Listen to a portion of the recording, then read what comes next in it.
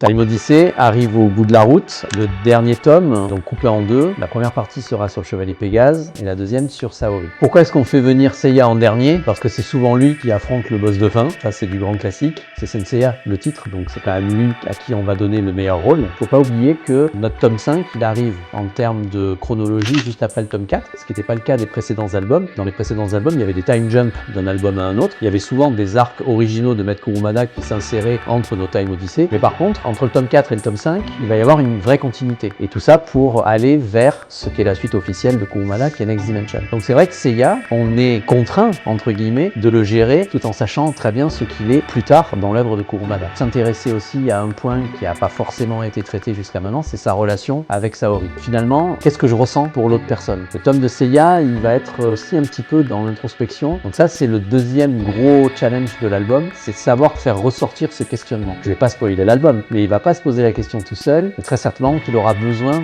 de personnes autour de lui. Pour le faire très simple, si vous avez lu le tome 4, vous savez qu'autour de lui, il y aura en effet quelques chevaliers de bronze. Je peux vous annoncer qu'il y aura en effet Marine, qui aura son apparition, mais certains chevaliers d'or seront là aussi pour aider ce questionnement pour Seiya, et créer même une relation importante entre Pégase et peut-être une constellation bien connue de Pégase parmi les chevaliers d'or. Il y a une phrase qui est dite à la fin du tome 4 par Arctos, la fameuse 12e heure. Ah, le cheval céleste doré de ma prophétie, ça n'était pas celui auquel je pensais, mais c'est Pégase.